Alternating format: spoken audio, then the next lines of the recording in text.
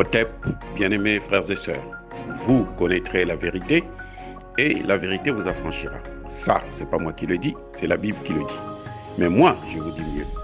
Vous connaîtrez la vérité historique, notamment celle de vos ancêtres kémites, et vous aurez une vision globale de ce que c'est que la vraie souveraineté politique. J'ajoute, vous reviendrez à la spiritualité africaine ancestrale et vous comprendrez les enjeux de l'indépendance économique.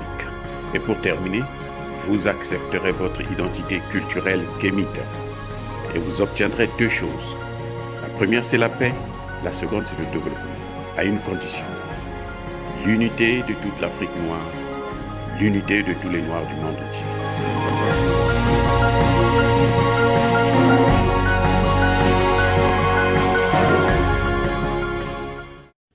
Otep à tous. Bienvenue sur la chaîne des panafricanistes par essence, par conviction et par excellence. Celle des citoyens kémites par nécessité et obligation de combat.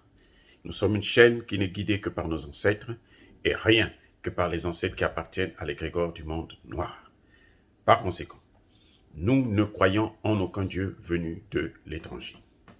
Toutefois, cette vidéo n'est aucunement destinée à inciter à la haine ou à la violence, car notre combat est d'abord et avant tout spirituel, ensuite politique, géopolitique et géostratégique contre l'impérialisme, le colonialisme, le néocolonialisme et l'endocoloniat, sur la base du principe que nous avons hérité de nos ancêtres, qui est celui de la Mahat, c'est-à-dire vérité et justice. Vous êtes donc en droit de connaître la vérité et nous avons l'obligation de vous dire la vérité, rien que la vérité, afin que justice soit rendue à l'Afrique.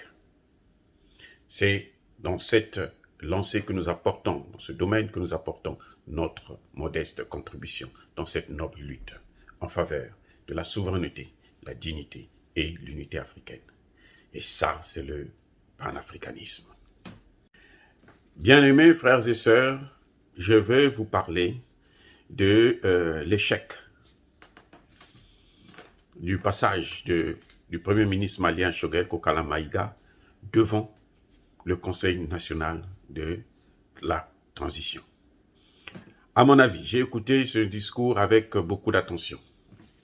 J'ai écouté les questions qui ont été posées au Premier ministre malien. C'est quelqu'un que j'aime bien, que j'apprécie beaucoup, mais l'honnêteté intellectuelle oblige.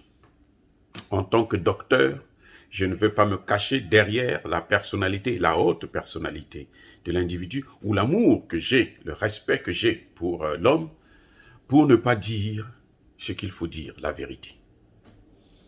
Monsieur Choguel a échoué devant le CNT. Tout ce qu'il a dit là, c'est du baratin. L'essentiel, il ne l'a pas dit. Et pourtant, il pose le problème. Il pose la problématique très bien. Mais il n'apporte pas de solution à cette problématique. À mon avis, en tant que docteur en sciences politiques, spécialiste de la prévention des conflits, mais aussi spécialiste de la résolution et de la justice transitionnelle, c'est-à-dire une justice de réconciliation des populations qui se sont affrontées, qui se sont divisées, qui se sont fracturées. Je dis, le Premier ministre Choguel a échoué. Tant pis pour ceux qui pensent le contraire. Tant pis pour ceux qui vont me critiquer. Je dis, il a échoué. Pourquoi? Parce que M. Choguel a posé le problème. Il dit, on ne va jamais transiger. On ne va jamais négocier. On ne va jamais reculer devant la souveraineté de l'État malien. Et je suis d'accord avec lui sur ce point, à 100%, peut-être même à 200%. Parce que le combat que nous menons en tant que panafricanisme, c'est le combat des souverainistes, c'est le combat de la souveraineté des pays africains, c'est la souveraineté du continent africain. Donc je suis d'accord avec lui quand il pose le problème. Je ne suis pas d'accord avec lui, avec la solution qu'il apporte. Il vous a tout dit. On a investi tant, on a fait ceci, on a introduit plusieurs femmes. Tout ça là, ce n'est pas la souveraineté. Vous pouvez même avoir plus de femmes que d'hommes dans un gouvernement, ça ne veut absolument rien dire, ce n'est pas la souveraineté. C'est important, très bien. Mais ça, ce sont des problèmes que nous connaissons avant les autres. Parce que dans nos régimes anciens, dans l'Égypte ancienne, dans la Nubie, il y avait déjà des femmes qui gouvernaient. La première femme, premier ministre au monde, est née en Afrique. Ça a commencé en Afrique. Et même lorsque le mari était un grand leader, était un roi, il avait toujours besoin de l'avis de la femme. C'est pour ça que vous allez voir que jusqu'à tout récemment, il y avait des gouvernements qui ne pouvaient pas nommer à des postes importants des célibataires.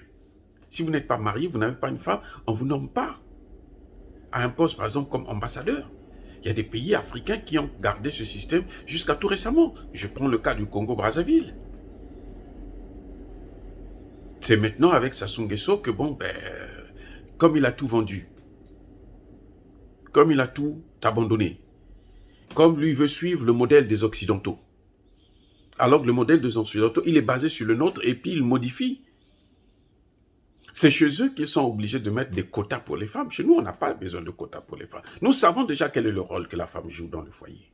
Nous savons quel est le rôle que la femme joue dans la famille. Nous savons quel est le rôle que la femme joue dans la communauté. Eh oui, et on n'a pas de complexe là-dessus. Donc, nous poser ce genre de problème-là comme étant une... Non, ça, ce sont des exigences des Occidentaux. Nous pouvons mettre les femmes, même plus de femmes. Ça, c'est notre problème à nous. Il y a des femmes qui refusent d'assumer certaines fonctions, et pourtant elles sont brillantes. Donc, ça, ce n'est pas un problème.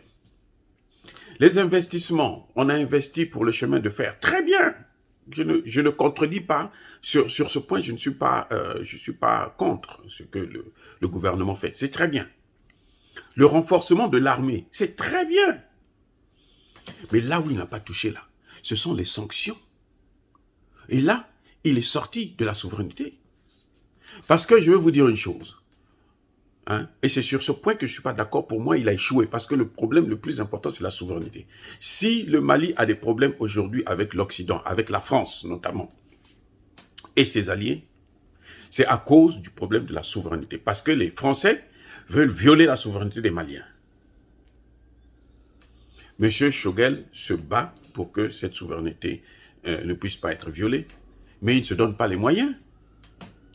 La souveraineté politique d'un État commence par la souveraineté monétaire. Je répète, la souveraineté politique d'un pays commence par la souveraineté monétaire. Fin de citation. Si vous ne contrôlez pas votre monnaie, vous ne pouvez rien faire. Vous ne pouvez pas combattre les sanctions.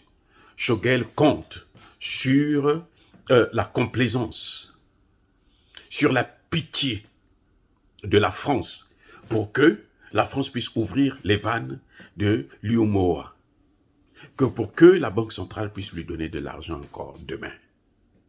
Non, non, c'est ridicule. C'est ridicule, monsieur Choguel. Parce que vous êtes en train de continuer à liquider le Mali. Sans le savoir, hein, vous avez de bonnes intentions, je ne dis pas le contraire. Mais je dis que les solutions que vous apportez sont fausses.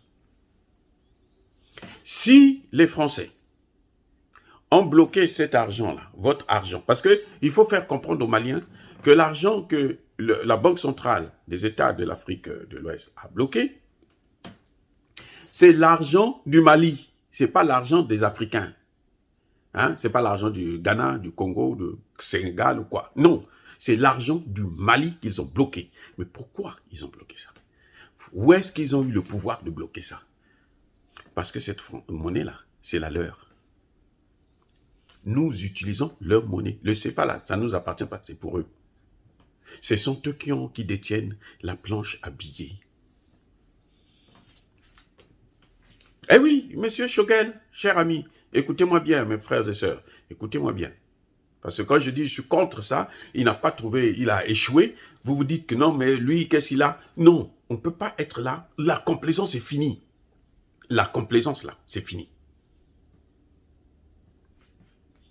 Il vient, il ne vous donne pas, il ne vous détaille pas un plan de sortie de la zone CEPA. C'est quoi ça? Ça veut dire quoi? Ça veut dire quoi? Ça veut dire quoi? Il a peur que de dire ça, il fait ça en cachette, mais on va toujours savoir, franchement. Non. Et pour sortir une monnaie, là, vous n'avez pas besoin d'un an. C'est qu'il a peur. Dans les tripes, là, il a peur, en réalité. C'est un peureux. C'est un peureux. Il n'est pas capable de prendre des grandes décisions. Non.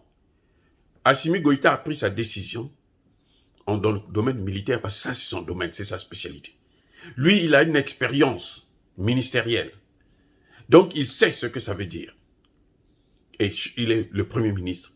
C'est lui qui gère le gouvernement. C'est lui qui doit prendre des initiatives. Il parle avec le Conseil national de transition. C'était là qu'il devait leur demander leur aval. Leur dire, poser le problème. Bon, nous allons sortir de la zone franc. Voici les modalités. Il devrait soit acclamer pour dire oui, nous soutenons ta politique. Il devrait soit dire, oh, bon, on se tait, on regarde, c'est un aventurier. Et voilà. Et je suis sûr que le Conseil national de transition aurait acclamé. C'est ça ce que veulent les Maliens. Il a échoué aussi en ce qui concerne comment vous appelez, la mission des Nations Unies. Il a dit qu'il va renouveler leur mandat. Mais, voyons. On sait tous que les Nations Unies sont là, ce sont eux qui forment les soldats, les terroristes. On sait. Les Nations Unies étaient en Haïti. J'ai fait partie de cette équipe. J'ai travaillé là-bas pendant 5 ans. Qu'est-ce que nous avons laissé? Qu'est-ce que nous avons laissé? Je ne parle pas individuellement, parce qu'individuellement, moi j'ai laissé de grandes choses. Voilà, dans les régions là où j'ai travaillé, on sait que non, il y a eu un Africain qui est passé là, il s'appelait X. Mais en tant que la responsabilité collective, là, qu'est-ce que nous avons laissé? Haïti aujourd'hui est livré à des gangs. C'est livré à des gangs. Et vous savez, ceux qui tiennent ces gangs-là, ce sont des ministres, des sénateurs de la République, qui ont des gangs. Ils sont là à kidnapper les gens, à piller, à faire tout le mal possible au pays. Voilà ce que les Nations Unies ont laissé. Eh oui, bien-aimés frères et sœurs, quand je parle, ce n'est pas pour rien. Regardez le Congo démocratique. Les Nations Unies sont là depuis quand? Ça fait plus de 20 ans. Mais même pas. Je suis très modeste. Ça, c'est la dernière vague. Mais sinon, ils sont là depuis l'époque de Lumumba. Ce sont les Nations Unies qui ont pris Lumumba, qui l'ont livré à des criminels belges. Vous savez pas ça? Eh oui. Donc, M. Kshogel, quand il vous dit, je veux renouveler le contrat des Nations Unies, il y a un problème. Il sait qu'il n'est pas obligé. Parce que maintenant, là, s'il dit je ne veux pas renouveler, il aura la Russie qui va le soutenir, il aura la Chine qui va le soutenir. Eh oui. Si vous ne voulez plus vous emmerder des Français, mais il faut leur casser les pieds. Sortez de leur monnaie et débarrassez-vous de la mission des Nations Unies. Parce que disent les Français actuellement? Nous allons continuer à donner des informations à la MINUSMA. La MINUSMA, ce sont plusieurs bataillons militaires étrangers. 50 000 soldats, ils n'ont rien foutu. La paix est en train de revenir là, la stabilité est en train de revenir là, à cause de l'armée malienne et de son soutien russe. Voilà ceux qui sont en train de régler le problème. Donc les autres qui ne sont pas venus, les aventuriers là, faites-les partir. Quand ils auront un autre gouvernement, ils vont revenir. Peut-être, probablement. Mais agissez. On voit aujourd'hui que l'œuvre du Mali est en train de s'étendre vers le Burkina Faso. Même l'armée burkinabé est en train de prendre, de la graine. Ils sont aujourd'hui prêts à suivre Assimi Goïta dans ses relations avec la Russie. Et puis on voit même dans le domaine des performances, ils sont en train de prendre, parce qu'avec l'aide de l'armée malienne. Donc soyons sérieux. Faites partir les Nations Unies. Maintenant, le Conseil national de transition, lui-même, mais ils n'ont rien compris ou quoi? Pourquoi eux, ils ne posent pas le problème réellement? Ils vont vous parler, nous, on a besoin de médicaments, nous, on a besoin... Ça, ce sont des solutions temporaires. C'est-à-dire que c'est pour un temps après, là. Quand le gouvernement là va partir, là, ça va reprendre. Mais le Premier ministre l'a bien dit. Par exemple, les dettes internes. Ce sont des dettes qui ont été payées depuis plusieurs années. Et chaque gouvernement vient et paye ces mêmes dettes. Parce qu'il y a des problèmes graves de corruption et autres.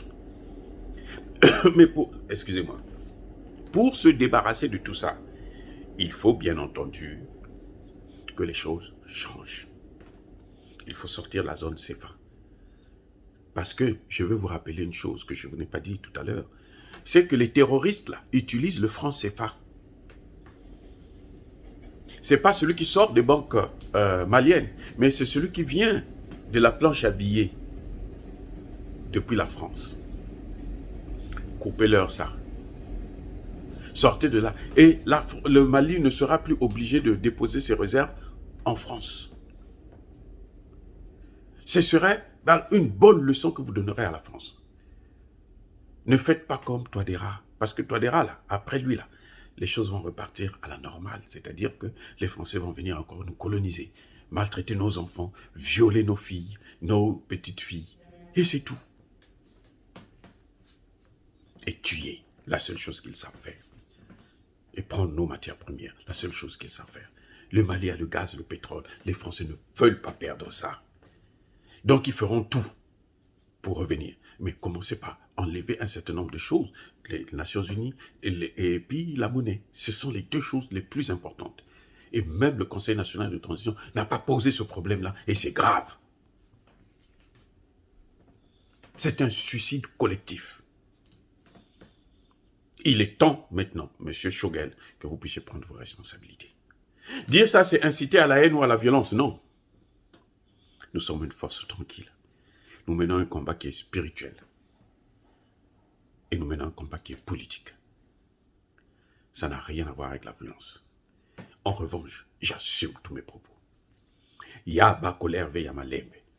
Soyez bénis, vous tous qui m'écoutez, par le Dieu des Kémites. J'ai dit.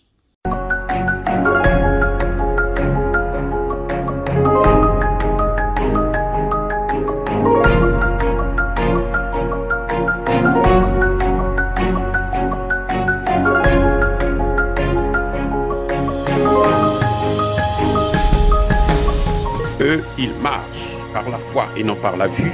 Mais moi, je vous conseille vivement de marcher par la connaissance scientifique et historique, notamment celle de nos ancêtres kémites, par les 5 sens et par l'intelligence. Otep, vive l'Afrique éternelle et que Dieu vous bénisse. Abou Apia.